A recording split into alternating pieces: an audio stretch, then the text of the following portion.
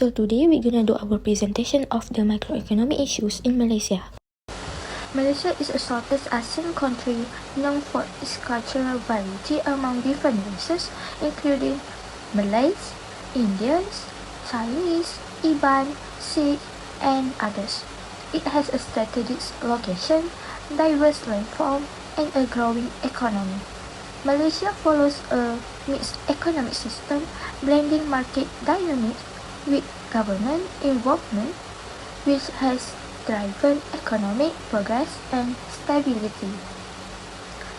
Initially reliant on agriculture and natural resources like palm oil and rubber, Malaysia has transformed into a more industrial and multicultural economy, and the key sectors include manufacturing, services, agriculture, and the country is a major producer of rubber goods, palm oil, and the electronic, while its services sector, including tourism, banking, and logistics, plays a significant role.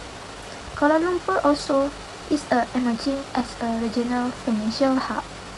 So for the first point, which is GDP growth drivers, GDP growth is largely driven by a strong export industry and stable domestic demand, which serve as key pillars of the national economy. And for the five, which is challenge. However, challenges remain, particularly in the form of vulnerabilities to global trade disruptions, fluctuations in commodity price, and external economic shift. And the last one, COVID-19 impact. The COVID-19 pandemic has served as a significant wake-up call, emphasizing the importance of building economic resilience and adaptability in navigating increasingly complex uncertainties. This situation highlights the need for innovative strategies to strengthen the economy resilience and competitiveness in the long term. Now, I will talk about current macroeconomic problem in Malaysia, which is unemployment. Basically, there are two forms of unemployment, which are voluntary or involuntary unemployment. When there are a job that are available but the person is still being unemployed, it means that this person is voluntary unemployment, since the person unwilling to accept the job at the existing wage rate and prefers specific job that's suitable with his or her qualification. While involuntary unemployment occurs when the person is willing to accept the job but they cannot find one, since the number of people who are looking for a job is higher than job available. So there are two types of unemployment that I will explain, which are cyclical and seasonal unemployment. So the first one is cyclical unemployment. Cyclical unemployment caused by the changes in the business cycle that are economic upturn or downturns. When the economy is slowing down due to the recession, business industry doesn't get much demand from the customer. When the demand of the product offered decrease, the supply will also decrease, and the business company will lay off their workers to cut costs. So this situation will lead in increasing in cyclical unemployment.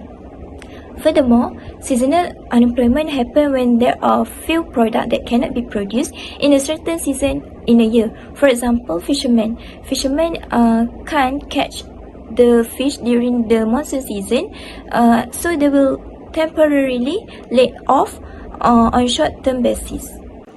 Now let's look how to calculate unemployment rate. So unemployment rate can be calculated by dividing the number of unemployed people by the total number in the labor force and multiply it with 100. The Department of Statistics Malaysia announced that Malaysia unemployment rate was at 3.2%, equivalent to 540,900 person in October 2024.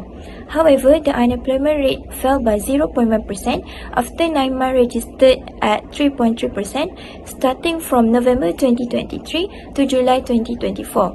The number of unemployed persons started to decline from August 2024 to 558,500 person compared to 568,700 person in July 2024.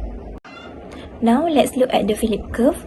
Although the unemployment rate in Malaysia has slightly declined, we should be serious because according to the Philip curve, stated that unemployment rate and inflation rate have inverse relationship, meaning that when there is decrease in unemployment rate, the inflation rate will start to increase and vice versa. Although the unemployment rate in Malaysia is slightly decreased, we should be serious because according to the Philip curve, stated that unemployment rate and inflation rate have an inverse relationship, meaning that when there is decrease in unemployment rate, the inflation rate will start to increase and vice versa. Next, let's discuss about the second macroeconomic problem in Malaysia, which is inflation. Inflation is a very common word in economics. Many countries tend to face inflation, and Malaysia is one of them. So, inflation could be described as a sustained increase in the average price level of goods and services in an economy. High inflation means that the prices are increasing quickly, while low inflation means that the prices are growing more slowly. Thus, when inflation is high, the value of money will be lower and vice versa. Inflation is measured by Consumer Price Index or CPI data over month or year, which is an index that measures the monthly change in price paid by consumers.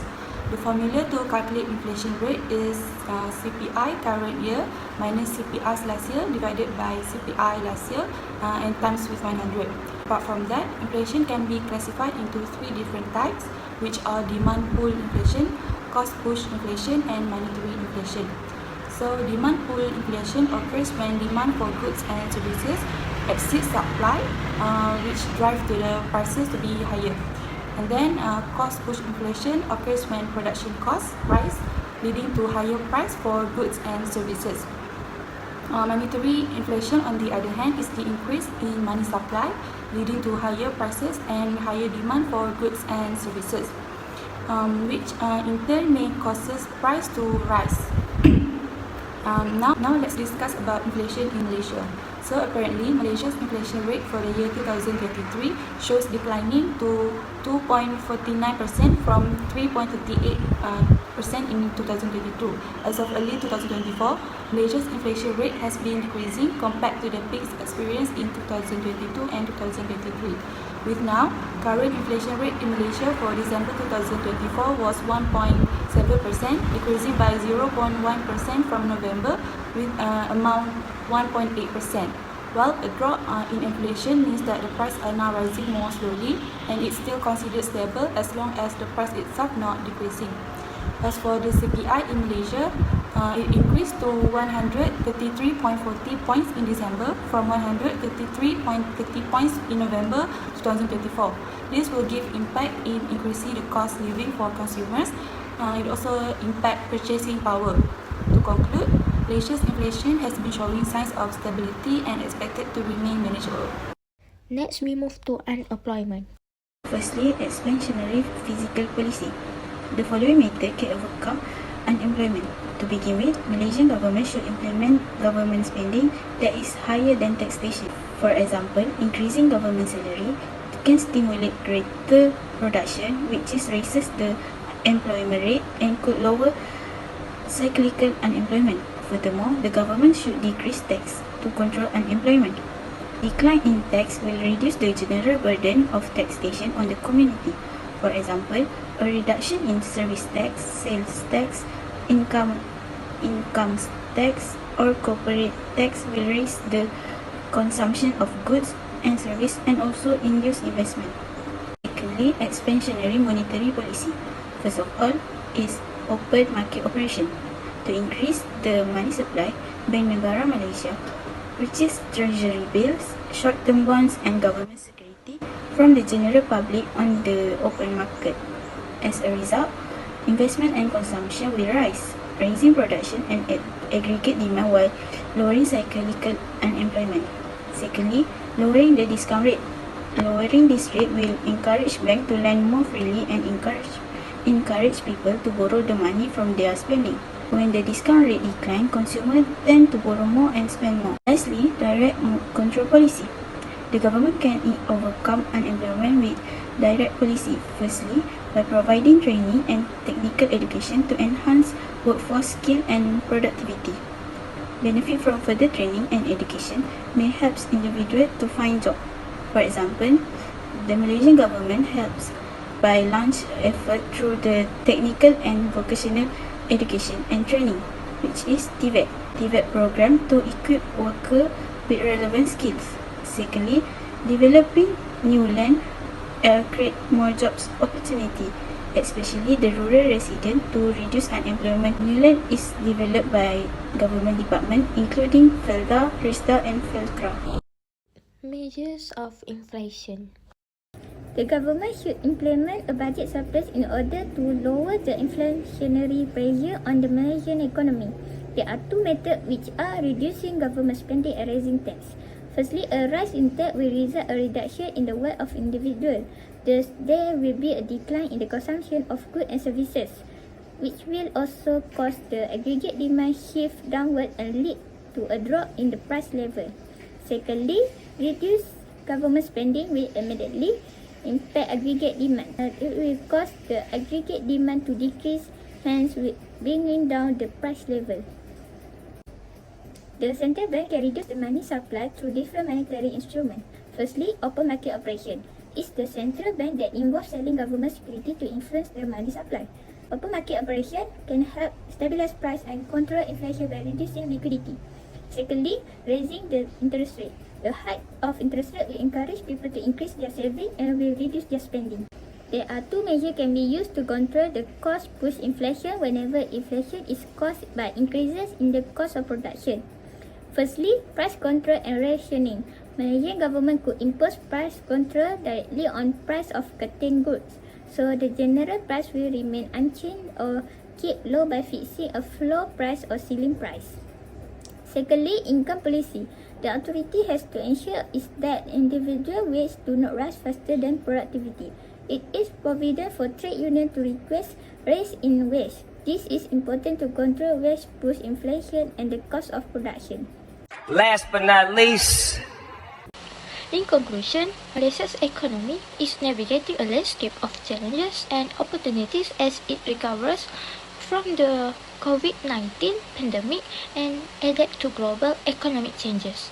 Key issues such as unemployment and inflation reflect ongoing adjustment in the economy. The unemployment rate has shown slight improvement but remains a concern due to its impact on inflation. Also, the government is addressing these challenges through fiscal and monetary policies to boost job creation and economic activity. Programs for workforce training and infrastructure development are essential, particularly in rural areas, to enhance skill and create jobs. Other than that, to manage inflation, the government employs strategies like target subsidies and spending cuts to stabilize price and ease living costs. These measures aim to balance economic growth with stability. With these proactive policies and strategic planning, Malaysia can build resilience and achieve a steady recovery. Continuous effort in workforce development and economic diversification will be crucial for long-term growth and stability. Oke teman-teman, terima kasih sudah menonton videonya.